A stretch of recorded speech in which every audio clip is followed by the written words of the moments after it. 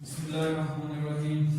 Dear second year students, आज हम अपने नेक्स्ट टॉपिक पर बात करते हैं। लास्ट टाइम हमने मेंडल्स के लॉ ऑफ इनहेरिटेंस पर बात की है। तो जब मेंडल्स के लॉ डिस्कवर हुए तो जीन्स और अलील्स का आपस में जो इंटरेक्शंस है उनके बारे में फिर आगे नई डिस्कवरीज जो है वो सामने आने लगी। जैसे सबसे पहले अगर देखा जाए तो डोमिनेंस रिलेशंस, यानी एक होमोलोगस क्रोमोसोम पर जो अलील मौजूद है और इसी तरह से इसका जो दूसरा पार्टनर अलील है उस पर जो अलील मौजूद है, इन दोनों का आपस में रिलेशन कैसा है, इस चीज को हम कहते हैं it is called dominance relation. जो मेंडल ने स्टडी किया था उसको हम कहते हैं कंप्लीट डोमिनेंस रिलेशन। और इसी तरह से इसकी एक और टाइप है जो बाद में डिस्कवर हुई मेंडल की वर्क के बाद, इसको कहते हैं इनकम्प्लीट डोमिनेंस। और फिर एक है कोडोमिनेंस और ओवर डोमिनेंस। यानी ये 4 टाइप्स के डोमिनेंस रिलेशंस है। आज हम पहले 2 पर बात करेंगे। तो जैसे देखिए हम कहते हैं कंप्लीट डोमिनेंस से मुराद ये है कि यहां पर कोई अलील मौजूद हो, जैसे कि हम कहते हैं ये सीड की शेप राउंड पैदा करता है और इसी तरह से ये वाला अलील सीड की शेप को रिंकल्ड पैदा करता है। तो अगर कोई इंडिविजुअल ऐसा है जो हेटेरोजाइगस है, यानी उसके एक होमोलोग पर एक अलील और एक दूसरे होमोलोग पर दूसरा अलील है, तो ऐसी सूरत में जब ये वाला अलील कंप्लीटली इस दूसरे अलील के इफेक्ट को, असर को जाहिर ना होने दे, तो इसको हम कहेंगे it is called complete dominance relation. जब हम देखते हैं when one allele in heterozygous condition, when one allele in heterozygous condition completely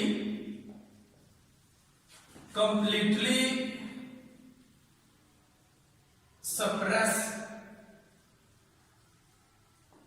the effect of other, दूसरे अलील के असर को छुपा दे, it is called complete dominance relation.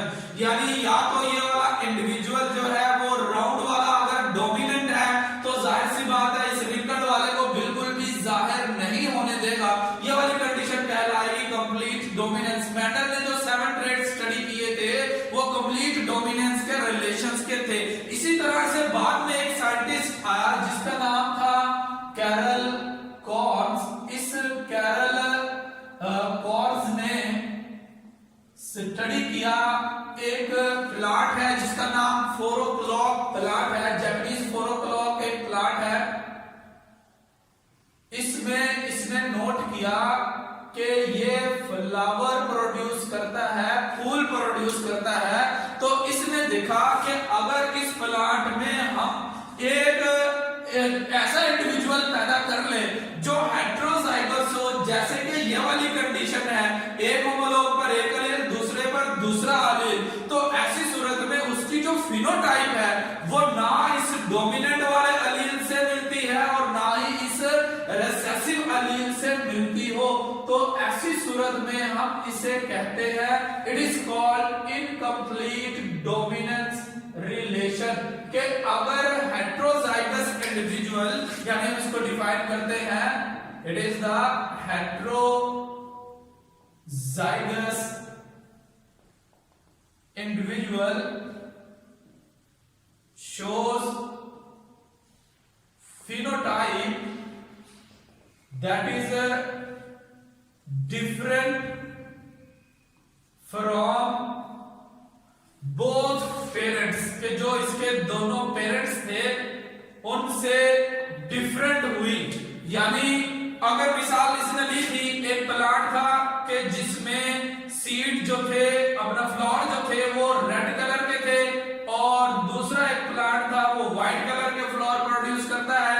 और इसने इन P1 पेरेंट्स का जब अगली जनरेशन में नोट किया, चेक किया, F1 जनरेशन प्रोड्यूस हुई जो कि हाइब्रिड थी।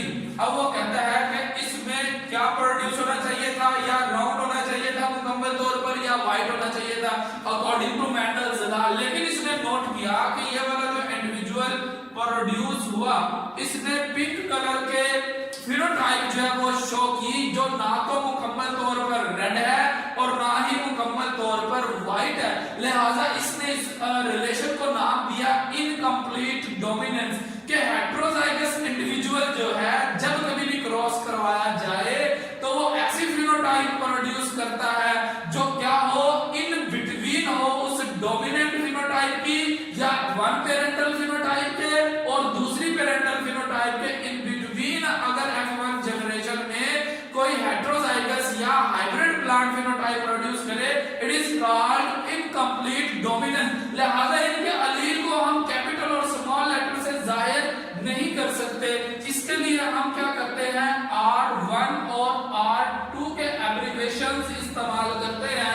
जब इसके गैमेट्स बनेंगे जाहिर सी बात है तमाम के तमाम R1 वाले और इसके भी गैमेट्स R2 वाले होंगे, और ऐसे ही जब ये हाइब्रिड प्लांट प्रोड्यूस होगा जो कि हेटेरोजाइगस है तो ये अपनी फिनोटाइप पिंक शो करता है, जो रेड की डाइल्यूट फॉर्म है और व्हाइट की थोड़ी सी कंसंट्रेटेड फॉर्म है। लिहाजा इसको कहा जाता है it is called incomplete dominance. अब कैरल कॉन्स ने ये सोचा कि ये फिनोटाइप का जो मिक्सिंग है आया कि ये जीनोटाइप के लेवल तक तो नहीं हो गई, यानी जीन्स ही तो आपस में मिक्स ना हो गए हों, तो इसने क्या किया, F2 जनरेशन प्रोड्यूस की, यानी क्रॉस करवा दिया इसी ही एक R1 R2 यानी F1 के जो मोनो हाइब्रिड्स थे इनका आपस में क्रॉस करवाया।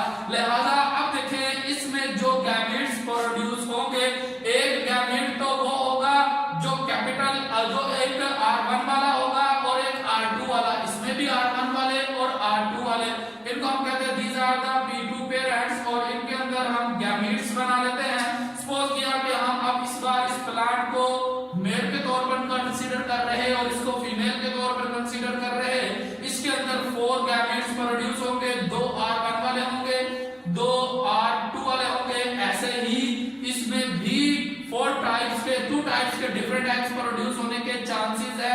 एक बार R1 वाला एग प्रोड्यूस हो सकता है और एक R2 वाला एग भी प्रोड्यूस हो सकता है अकॉर्डिंग टू पुनेट स्क्वायर। अगर हम इनके नेक्स्ट जनरेशन में कॉम्बिनेशन को कंबाइन करके देख लें तो ये हमने स्क्वायर बनाया। एक तरफ सपोज किया हम मेल के स्पर्म्स को जो है वो ले लेते हैं, मेल गैमेट्स को ले लेते हैं, और दूसरी तरफ फीमेल गैमेट्स को लिया। ये देखिए R1 है, ये R2 है, और ऐसे ही यहाँ पर R1 है और ये R2 है। अब देखें इस जनरेशन में वो नोट करना चाहता था आया कि ये जो मिक्सिंग है ये जेनेटिक लेवल पर हुई है या कि फिनोटाइप के लेवल पर हुई, तो मालूम हुआ, पता चला कि ये मिक्सिंग तो फिनोटाइप के लेवल पर हुई, वरना अगली जनरेशन में तमाम के तमाम प्लांट्स को पिंक ही प्रोड्यूस होना चाहिए था। लेकिन यहाँ पर नोट किया गया, देखा गया दोबारा से R2 ने दोबारा से व्हाइट वाला इंडिविजुअल जो है वो पैदा कर दिया।